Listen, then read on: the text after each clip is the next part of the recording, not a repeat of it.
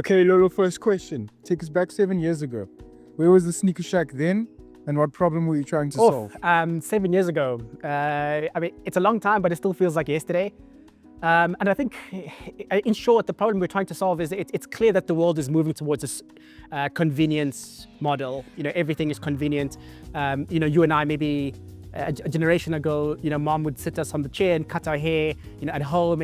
All of that's upgraded or moved to salons, barbers, and it's if you think back 7 years, the mission is like, how do we transfer, how do we get sneaker cleaning to move along with the world in that model? I think we're almost there, but we still have a lot of work to do. Looking back, was there a moment or a milestone where you thought, this is bigger than just cleaning sneakers, this is a brand? Look, I think initially what you try to do, at least in my understanding of starting a business, is you try to solve a problem. So I think the idea of is it a brand or not, it probably came a lot later. I always kind of picture or see brands as the value that customers see in it. And I think as people started seeing value in us and started kind of sharing their story with us, that's when I was like, hey, we might have a really cool brand going as well here. Yeah. How has the customer changed from when you started to now? What do people expect from the sneaker shack today that they didn't expect back then? So I think what's really cool, or the change that I've seen, that's been fantastic for me, is just the overall behavioral change. If you can remember, sort of 7 years ago, although sneaker cleaning was a thing, what it normally was you over a basin with a toothbrush, perhaps. And I think what's been really impressive is seeing that behavioral change, seeing customers make sneaker cleaning part of their daily habit, if you will, or a monthly habit, or what do they call it, routine. Part of the cleanliness routine. That's been fantastic, and having them own the sneaker shack in their own specific way, asking for different products, whether it's restoration, customization, more detailing on our cleans. The customers have basically taken sneaker shack and made it their own, which is fantastic. Collaborations and partnerships have been such a big part of the sneaker shack's growth. Which one stands out as the turning point for the brand, and why? Well, I mean, partnerships and collaborations are at the heart of our growth strategy. It's hard to pick out one of them. I think every single one of our partnerships and collaborations along the way have been incredibly important to us. I think one that we're really excited about, and I have been excited about, is Total Sports. And simply because of everything it encompasses as far as our Project Run is concerned, just the overall ethos of Total Sports, I mean, as well as Virgin Active, Vitality being another one. It's hard to pick one out. I think all of them have been vital to who we are today as a brand. The sneaker shack has moved beyond services into retail products. What inspired that decision, and how do products fit into the bigger picture of the sneaker shack? Yeah, so I think in every service business you have to have a bit of a mix of service and product.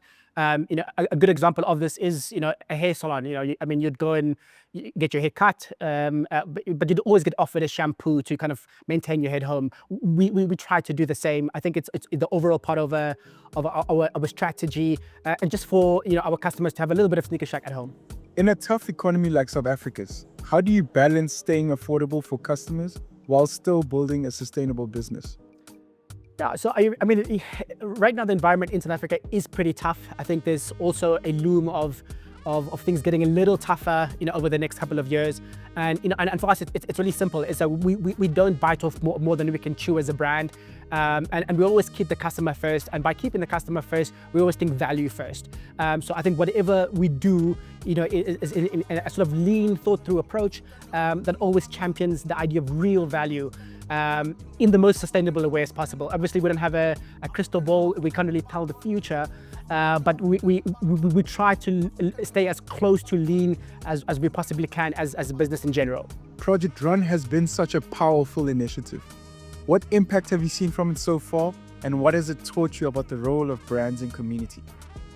I mean, Project Run has been amazing for the sneaker shack, and I think it's one of those projects where it's only once you donate a pair of shoes or hand over a pair of shoes yourself and look someone in the eye and see the hope that they filled with once you hand over a pair of shoes, and it's nothing like either myself or you would know. It's really something that sort of lights you up, and I think when you realize that things like donations, giveaways, and the impact that they have on communities. As a brand, you start realizing that your responsibility is much bigger than just your customer base. But it's every brand in South Africa has to answer that South African question, and that's about upliftment of youth. When you think about the next 5 years, what's your vision for the Sneaker Shack and Project Run? Whether it's more stores, retail expansion, or even moving into Africa? The bedrock of the strategy is expansion. Africa is an interesting question that we've been looking at quite closely. Who knows? Maybe in the next 5 years we would have tackled at least parts of the SADC region, which is super important for us. And like you mentioned, Project Run, it encompasses everything that we do. And I think if you look at again the South African question, it's paramount that businesses give back wherever they can. In fact, it's not really about giving back, it's about making giving back part of the business model itself. So I see them over the next 5 years growing from strength to strength, and growing closer and closer together as functions. On a personal level, what's one leadership lesson you've learned over this journey that's really shaped the way that you run the business today? I think one leadership lesson, I go back to my dad. And I think one thing we were taught, as youngsters, in sports as well, is this idea of servant leadership, right?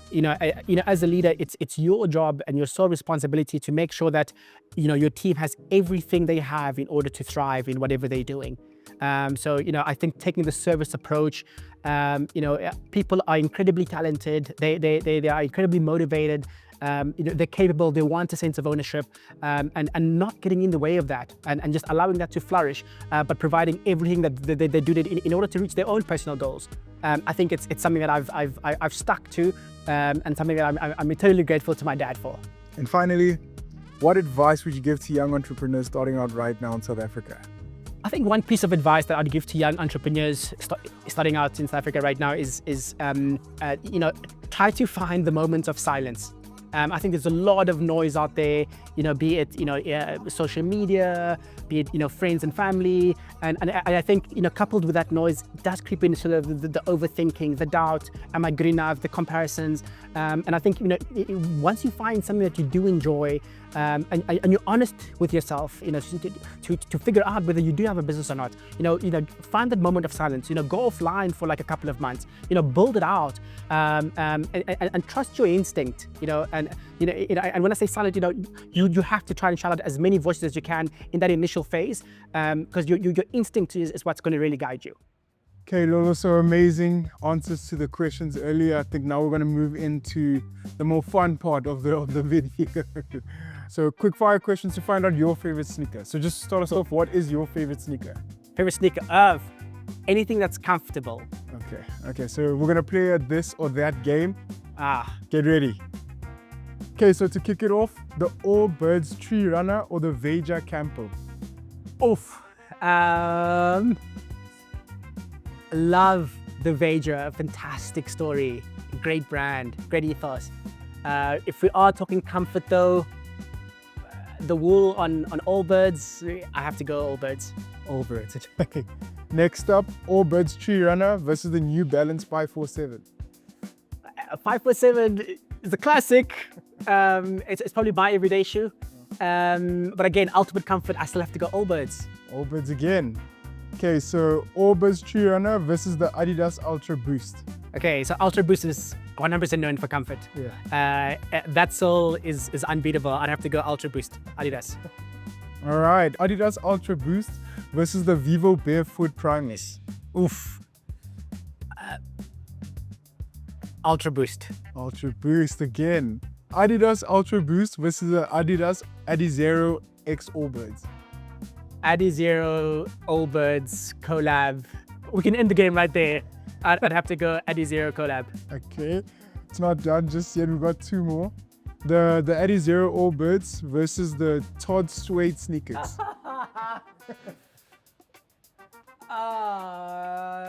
Reluctantly Adizero. Really? Okay. And then, okay, so finally then the Adizero All Birds versus the Nike Pegasus Premium. Sorry, Ningi, Adizero. But at the end of the day, I just want something that is comfortable. Yeah. I just want to take a moment to thank every single one of you that have been following the Sneaker Stack journey. It's been incredibly humbling to see the growth that we've been able to achieve. And it's down to you. It's because of you. It's because of the belief that you've put into our business, our people. And we look forward to serving you a lot more with more stores closer to you. Stay tuned and keep with us on this journey. Thank you.